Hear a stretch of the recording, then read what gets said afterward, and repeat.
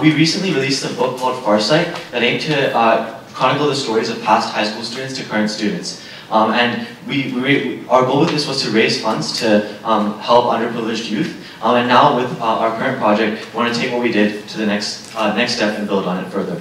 And so the reason why we wanted to pursue this project even further is because we found deficiencies in social awareness around the population of Hong Kong. So working with the Limited Institute and the HKUAC in Hong Kong, we found that social awareness in university students decreased 12.5% per year. And so along this trajectory, it is in a significant decline. And then we noticed one more thing, which was the absence of meaningful, affordable extracurriculars among youth. Working class families from the SCMP, working class families compete for a subsidy of 1,500, but the subsidy is only enough for 6,000 families among 250,000 that live on Social Security. But at the same time, we already completed a workshop with underprivileged youth on social issues, and we found that they really have a passion for addressing them and for investigating them. And we think we need to harness this potential because it's currently not being done. And so, what is our project to address those two needs? Our two needs were lack of understanding and empathy and a lack of extracurriculars. And we're producing a truth journal that basically brings together diverse perspectives of youth to then chronicle social issues in Hong Kong. So our goal with this is to raise a collective social conscience and empower youth to lead the effort to raise awareness about social issues through these interviews that go into the journal. And we've already experienced some interest in what we're doing. There have been student clubs that are involved in service that want to get a deeper understanding of social issues, and educators who want to integrate social issues into their classroom. Just to map what's going on as of now, using our resources such as $5,200 generated currently in Farsight book profits, along with numerous connections to various school organizations in Hong Kong, we aim to propose these following activities. Interviewing people affected by social issues, that then produces a journal. Bi-monthly journals, 6 editions in 1 year. Along with existing English writing workshops and design thinking seminars.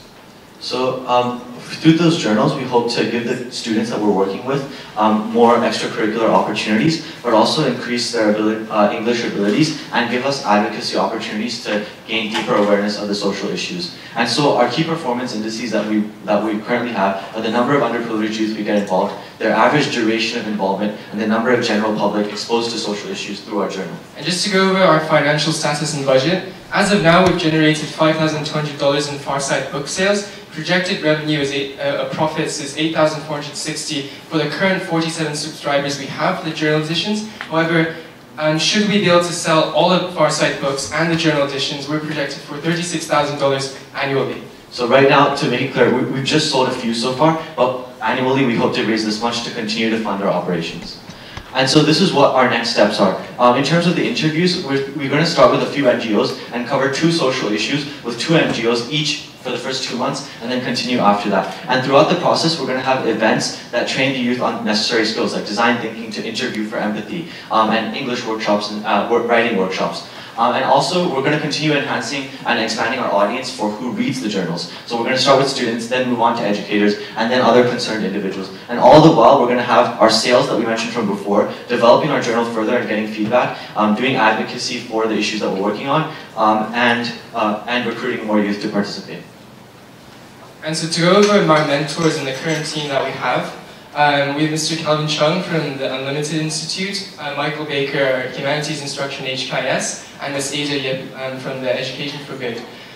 In terms of why we should be pursuing this project is, of course, because we have prior experience with publishing and writing novels. So it's something that we've done before and we're really comfortable pursuing and taking to the next step. Along with that, I have experience working in a variety of startups, and Anant has worked with rural women interviewing and doing empathy assessments as well. In terms of our local liaison team, we have a number of students from different secondary schools in Hong Kong. Basically, referrals to local NGOs that we can do interviews with, groups and individuals that can provide extracurricular workshops to enhance what we're doing, referrals to groups or people who would find value in our journals, and refers, why is that? I don't know why that's repeated, sorry about that. And to reiterate why we think that this is a realistic project is that we have a proven track record in selling the books and our own experience doing projects in India and Hong Kong.